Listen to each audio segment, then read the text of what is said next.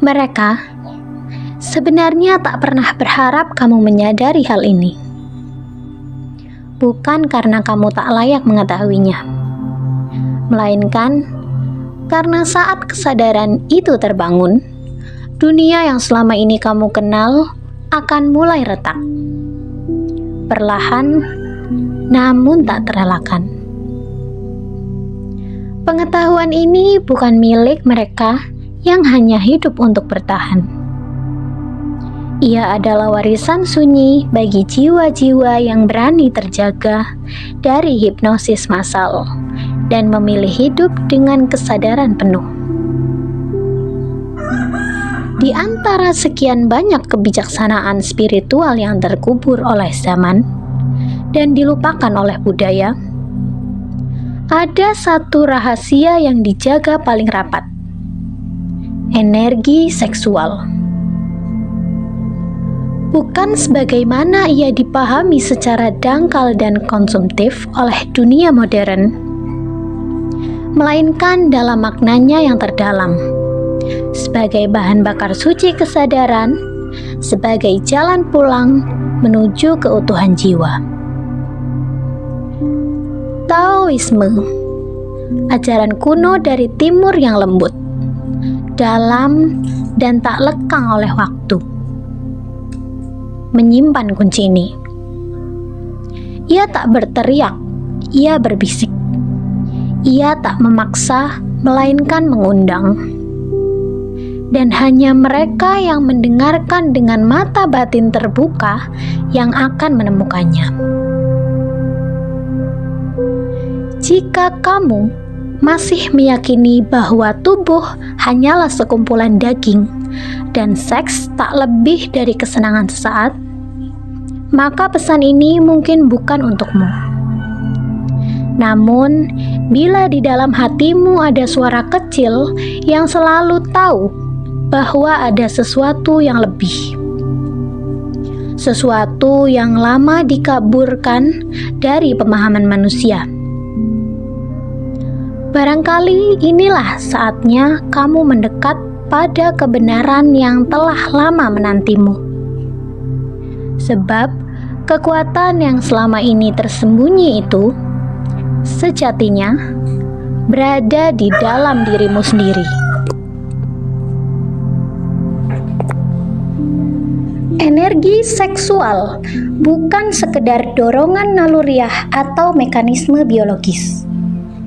Dalam Taoisme, ia dipahami sebagai getaran murni dari daya hidup itu sendiri. Ia bukan hanya sarana reproduksi, melainkan inti dari seluruh alkimia tubuh dan jiwa manusia. Bagi para master Tao kuno, disinilah awal perjalanan menuju keabadian. Taoisme mengenali 3 kekuatan utama dalam diri manusia: Jing, Qi, dan Shen. Jing adalah akar, Qi adalah batang, dan Shen adalah bunga. Tanpa akar, tak ada kehidupan yang tumbuh.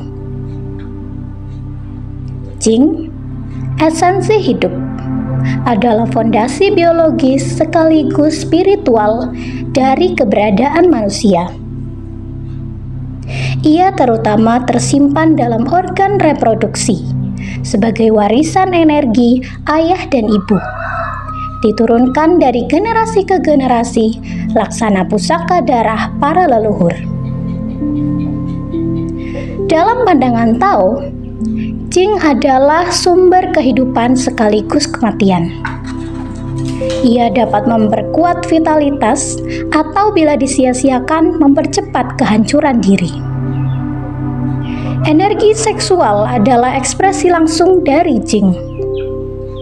Karena itu, Taoisme tak pernah memandang seks sebagai sesuatu yang kotor, melainkan sebagai sesuatu yang amat sakral. Terlalu sakral untuk dihamburkan tanpa kesadaran. Sebab Ketika Jing terkuras, tak ada jalan mudah untuk memulihkannya. Bayangkan tubuhmu sebagai sebuah gua yang dalam, dengan mata air murni di dasarnya. Jing adalah air suci itu. Kebanyakan manusia meminumnya tanpa kesadaran, bahkan menggamburkannya setiap hari, tanpa menyadari bahwa mereka sedang menguras sumber kehidupan mereka sendiri. Mereka mengejar kenikmatan sesaat, namun membayarnya dengan kelelahan kronis, kabut pikiran, dan meredupnya semangat batin. Para praktisi Tao kuno mengamati sesuatu yang telah lama dilupakan oleh dunia modern, bahwa kekuatan sejati tidak terletak pada pelampiasan, melainkan pada pengolahan dan kesadaran. Setiap kali kenikmatan dilepaskan tanpa kesadaran, yang terkuras bukan hanya unsur fisik, tetapi juga daya batin. Bila hal itu terjadi berulang, perlahan kekuatan kreatifmu melemah. Energi yang sejatinya dapat membangun tubuh yang sehat, kejernihan pikiran, dan kedalaman kesadaran. Karena itulah, Taoisme tidak pernah mengajarkan penyangkalan atau penindasan terhadap seks. Yang diajarkan adalah pengelolaan. Bahwa energi seksual adalah aliran kehidupan yang dapat diarahkan, diolah, dan ditransformasikan menjadi sumber pertumbuhan batin dan pencerahan. Pemahaman ini tidak lahir dari nalar semata. Ia bukan konsep intelektual, melainkan pengalaman langsung. Ia terasa ketika nafas menyatu dengan gerak energi, ketika dorongan yang biasanya mengalir keluar diarahkan kembali ke dalam. Di sanalah kesadaran muncul bahwa tubuh bukan sekedar wadah, melainkan ruang suci, sebuah laboratorium ilahi, tempat kehidupan dimurnikan dari kekuatan yang selama ini disalahpahami sebagai nafsu. Energi seksual bukan lawan yang harus ditaklukkan. Ia adalah guru awal dalam perjalanan Tao. Ia mengajarkan bahwa di balik kenikmatan tersembunyi daya. Di balik godaan terdapat potensi. Dan di dalam tubuh manusia bersemayam kekuatan kosmik yang mampu membangkitkan kesadaran yang luas bila dikelola dengan bijaksana. Namun, Taoisme mengingatkan satu hal penting, bahwa Jing tidak mudah dipulihkan. Berbeda dengan Qi yang dapat diperoleh kembali melalui makanan, nafas, dan alam, Jing terbentuk perlahan sejak awal kehidupan dan jumlahnya terbatas. Ketika Jing terkuras habis, para bijak Tao percaya saat itulah kehidupan mulai berakhir. Karena itulah mereka memperlakukan energi seksual dengan kehati-hatian yang mendalam. Menjaga Jing berarti menjaga kehidupan itu sendiri. Para praktisi Tao tidak menghamburkan energi saat gairah muncul. Mereka menariknya ke dalam, mengalirkan seluruh tubuh, dan menggunakannya untuk memulihkan organ, menjernihkan pikiran, serta memperkuat jiwa. Dengan cara itu, energi tidak hilang, melainkan berubah bentuk. Dari dorongan instinktif menjadi kekuatan kesadaran. Kini kamu mulai memahami bahwa energi seksual jauh melampaui sekedar naluri atau kenikmatan sesaat. Dalam Taoisme, ia adalah gerbang menuju kehidupan yang lebih tinggi. Dan hanya mereka yang cukup sadar yang mampu menggunakannya untuk menyalakan cahaya di dalam dirinya sendiri. Kebenaran yang paling mengguncang bukanlah yang berkaitan dengan politik atau ekonomi, melainkan kebenaran yang membebaskan manusia dari ketergantungan batin.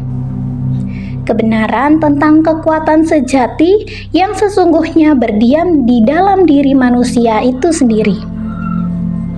Di antara sekian banyak kebijaksanaan kuno yang terlupakan, rahasia inilah yang paling lama disembunyikan. Bukan karena ia berbahaya, melainkan karena ia membangkitkan kemandirian dan kesadaran. Energi seksual lebih dari sekedar isu moral atau budaya. Sejatinya adalah penanda spiritual. Bukan karena manusia belum siap memahaminya, melainkan karena pemahaman itu dapat mengubah cara manusia memandang dirinya sendiri.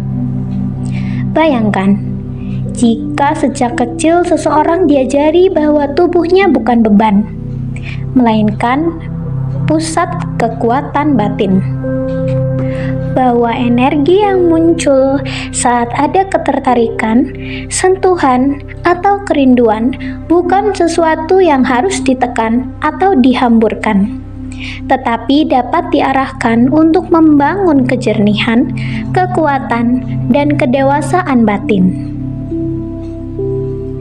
Manusia seperti ini akan tumbuh dengan kesadaran akan potensinya, akan kekuatannya, dan akan tanggung jawabnya atas dirinya sendiri.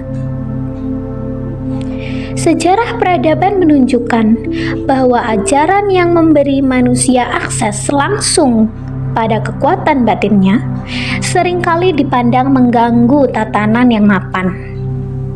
Taoisme dengan pemahamannya tentang pengelolaan energi sebagai jembatan menuju kejernihan dan kebijaksanaan adalah salah satu contoh ajaran yang memilih jalan sunyi. Ketika sistem-sistem yang terpusat mulai mendominasi, kebijaksanaan semacam ini perlahan tersisih. Bukan hanya dari teks, tetapi juga dari pemahaman kolektif.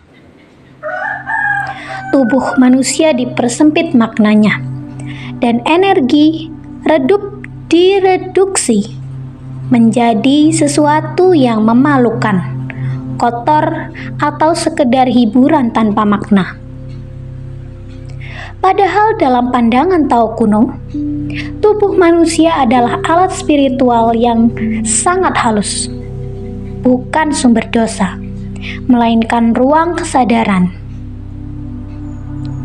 Dan energi seksual bukan kutukan, melainkan daya hidup.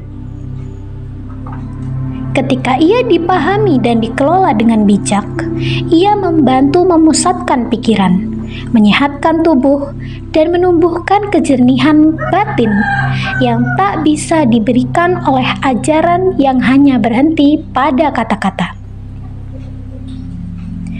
Manusia yang mengenal sumber kekuatannya sendiri tidak mudah digoyahkan.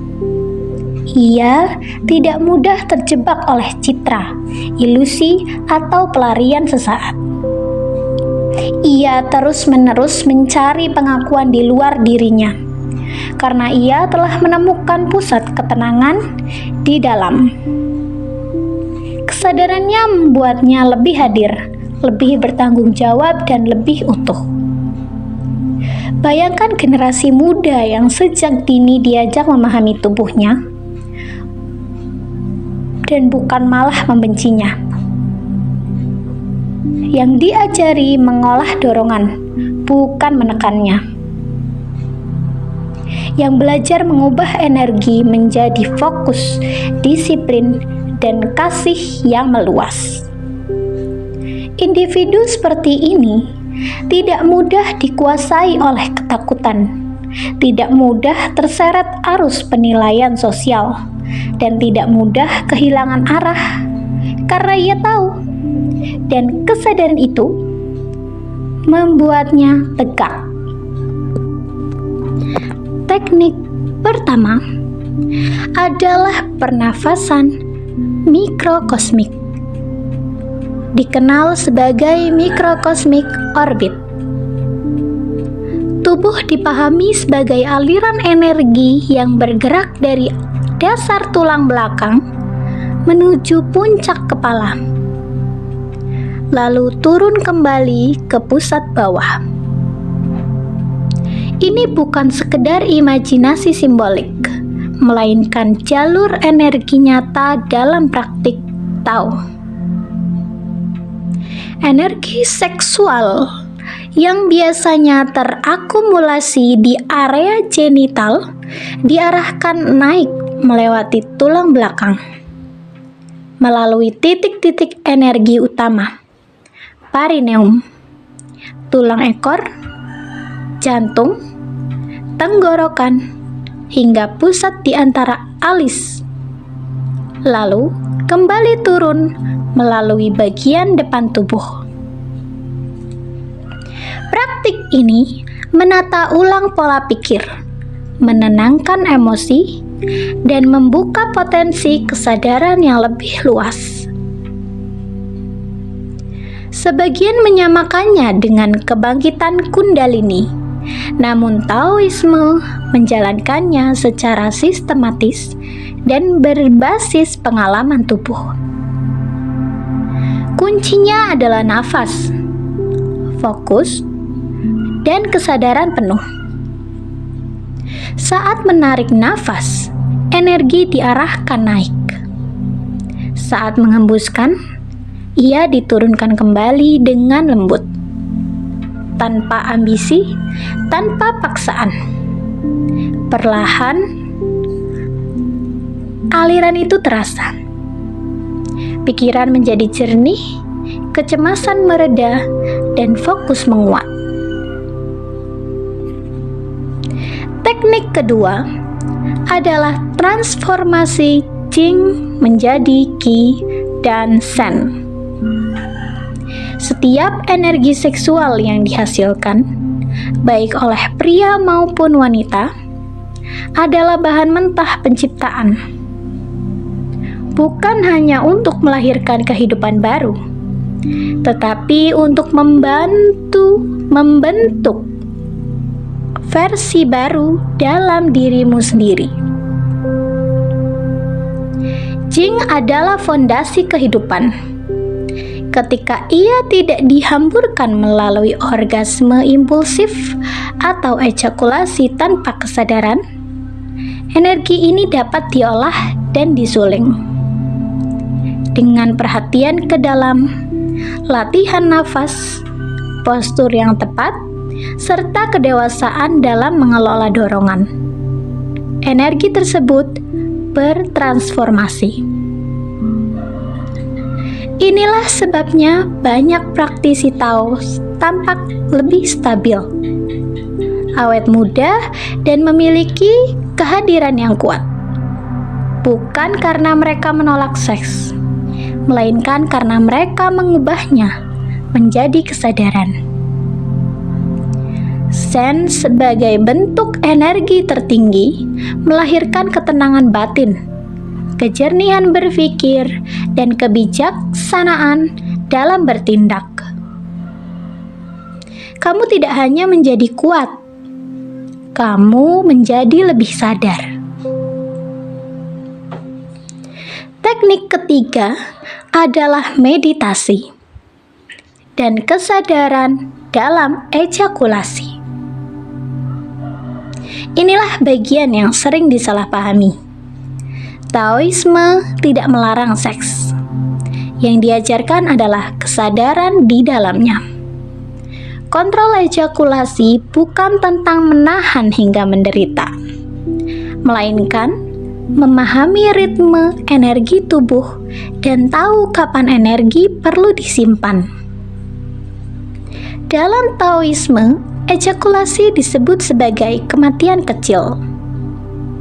Karena jing yang keluar tanpa kesadaran berarti hilangnya salah satu sumber vital tubuh.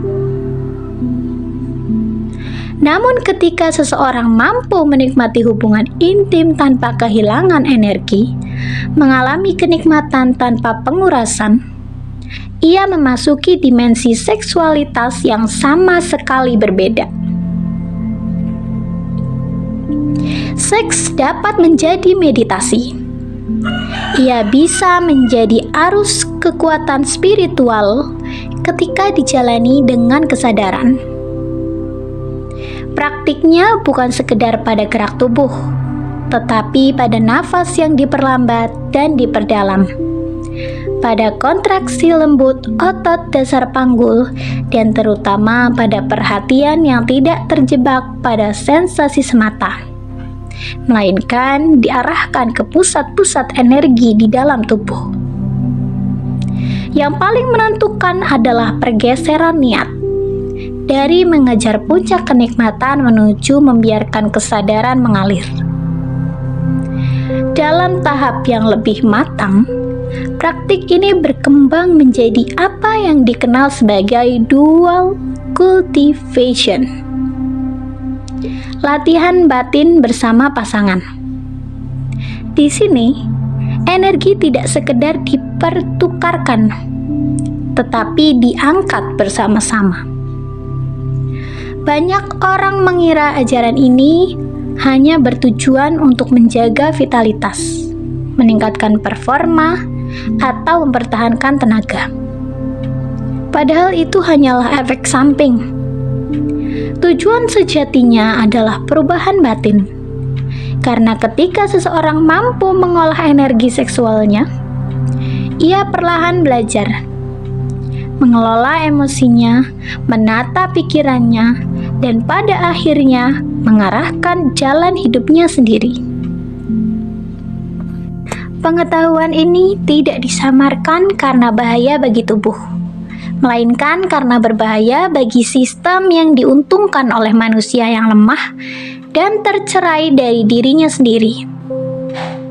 Kini kamu mengetahuinya. Dan ketika kamu memilih untuk melatihnya, sesungguhnya kamu sedang memilih untuk merebut kembali kendali atas dirimu. Ada salah satu pertanyaan yang sering muncul di hati banyak orang yang mulai terbangun di zaman ini. Mengapa aku merasa kosong? Padahal segalanya tampak lengkap. Kita hidup di era kelimpahan, informasi berlimpah, hiburan tak pernah habis, kepuasan instan tersedia setiap saat. Namun jiwa merasa kering. Tak ada motivator yang benar-benar mampu menjawab kekosongan itu. Karena jawabannya tidak berada di luar diri. Ia bersemayam pada energi yang paling sering diabaikan, energi seksual. Energi yang selama ini dianggap sekedar dorongan sesaat, sejatinya adalah inti tersembunyi dari kehidupan terdalam manusia. Dan inilah sebabnya ia perlu disadari, bukan nanti, bukan suatu hari, tapi sekarang. Hari ini, energi seksual hampir sepenuhnya tercerabut dari makna spiritualnya. Ia telah menjadi komoditas, diperdagangkan melalui iklan, disusupkan ke dalam film, dan ditanamkan melalui algoritma. Setiap sentuhan layar bisa membangkitkan rangsang bawah sadar. Setiap paparan sensual bukan hanya menggoda, tetapi perlahan menguras. Hingga tanpa sadar, seseorang bangun dengan kelelahan yang sulit dijelaskan. Bukan kelelahan fisik, melainkan kelelahan batin. Karena energi telah diambil tanpa disadari. Yang paling menyedihkan, banyak orang tidak pernah menyadari bahwa pernapasan ini terjadi secara halus. Setiap kali dorongan seksual ditanggapi tanpa kesadaran, bahan bakar batin dikorbankan demi kepuasan singkat. Ini bukan persoalan moral, melainkan soal kedaulatan diri. Sebab jika kamu tidak menguasai energimu sendiri, dunia akan melakukannya untukmu melalui iklan, budaya, dan keyakinan yang ditanamkan. Kehilangan energi seksual tidak selalu terlihat jelas. Ia muncul sebagai kegelisahan yang tak kunjung reda, fokus yang rapuh, ambisi yang cepat padam, kehampaan setelah pencapaian, dan perjalanan spiritual yang terasa mandek. Banyak orang yang mencari jalan keluar lewat meditasi, yoga, atau buku pengembangan diri. Namun jika sumber energinya terus bocor, semua itu hanyalah perbaikan sementara. Pertumbuhan membutuhkan fondasi, dan fondasi itu adalah energi seksual yang terjaga. Seperti mencoba menyalakan obor dengan bahan bakar yang terus tumpah, nyala mungkin muncul, tapi tak akan bertahan. Ketika kamu mulai menyadari bahwa energi seksual adalah kekuatan mentah di dalam dirimu, cara pandangmu berubah. Ia bukan lagi gangguan, godaan, atau masalah dalam diri, melainkan api suci.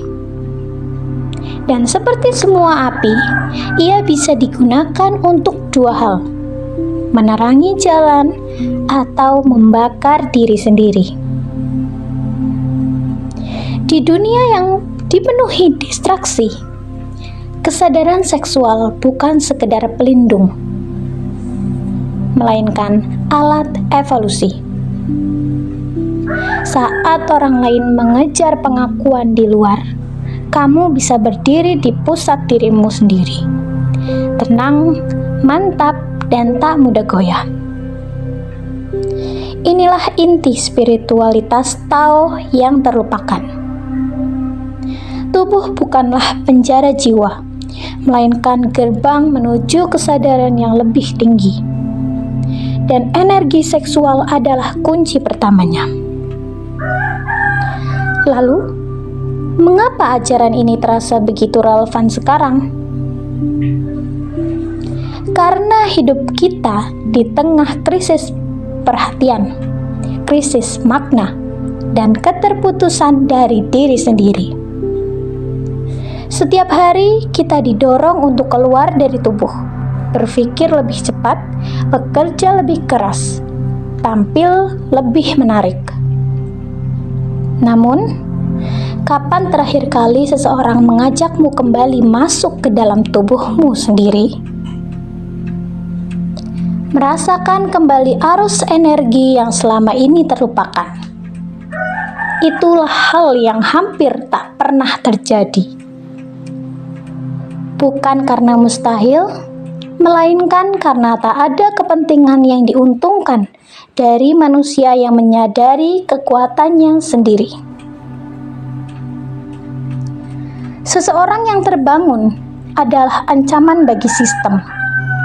Manusia yang mengenal tubuhnya, menghargai energinya, dan tidak lagi menghamburkannya tanpa kesadaran adalah sosok yang paling ditakuti oleh dunia yang ingin ia tetap lemah. Ingat ini baik-baik. Kamu adalah sumbernya, bukan permintaannya.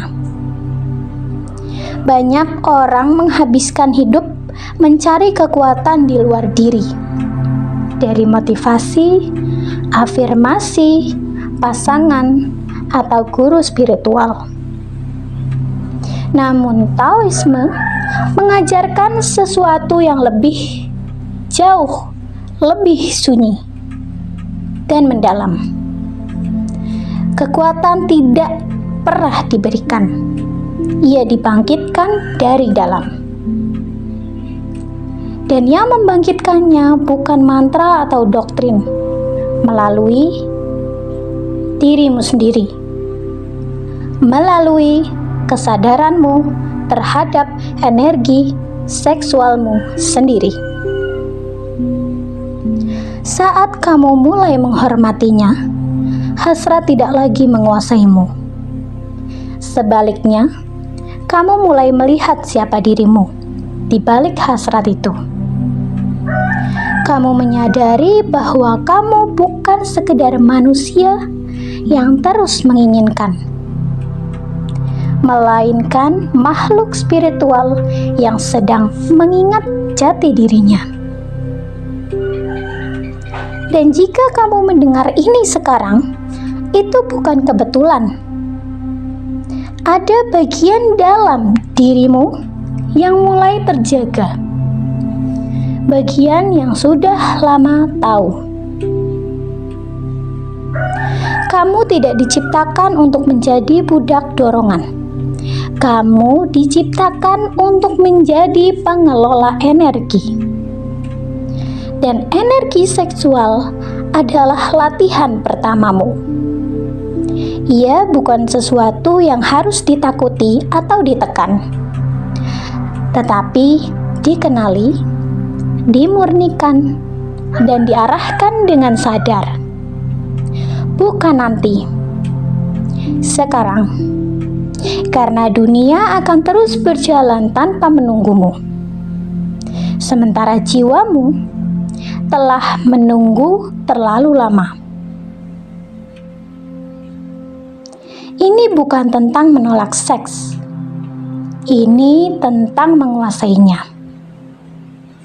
Sebab hanya mereka yang mampu mengendalikan api yang bisa menggunakannya untuk menerangi, bukan membakar diri sendiri. Selama ini, kamu telah melihat bagaimana energi seksual disalahpahami, disalahgunakan, bahkan dimanfaatkan untuk mengendalikan kesadaran manusia. Namun, kini kamu tahu, energi ini bukan dosa. Ia adalah bahan bakar para pencari kebenaran. Taoisme tidak pernah memintamu menjauh dari tubuhmu. Justru sebaliknya, ia mengajakmu kembali ke dalam, masuk ke ruang terdalam yang selama ini kamu abaikan. Karena di sanalah kekuatan sejati menunggu untuk dibangkitkan. Tubuhmu bukan beban. Ia adalah kuil, dan energi seksual adalah obor sucinya. Bukan ritual yang kamu perlukan, bukan juga dogma. Yang dibutuhkan hanyalah kesadaran. Dan di dalam kesadaran itulah kamu akan menemukan bahwa jawaban-jawaban yang selama ini kamu cari sesungguhnya selalu berada di dalam dirimu. Mungkin kamu pernah merasa tersesat. Mungkin hidup terasa kehilangan arah. Tapi itu bukan kegagalan. Itu adalah panggilan. Panggilan untuk mengenali sumber kekuatan yang telah lama tertidur di dalam tubuhmu. Kini kamu tahu. Maka pertanyaannya bukan lagi apakah kamu memiliki kekuatan, melainkan apakah kamu siap menggunakannya dengan sadar? Kebangkitan bukan milik orang suci, bukan milik pertapa dan bukan milik mereka yang sempurna. Kebangkitan adalah hak setiap jiwa yang berani masuk ke dalam dan menghadapi dirinya sendiri. Hari ini, kamu telah membuka pintu itu. Dan seperti semua perjalanan spiritual sejati, langkah pertamanya bukan menuju keluar, melainkan ke dalam. Sekarang, pilihan ada di tanganmu. Apakah kamu akan kembali tertidur atau bangkit dan menjadi cahaya dari kekuatan yang selama ini tersembunyi? Kamu bukan korban, kamu adalah sumber. Dan sumber tidak pernah kehabisan cahaya.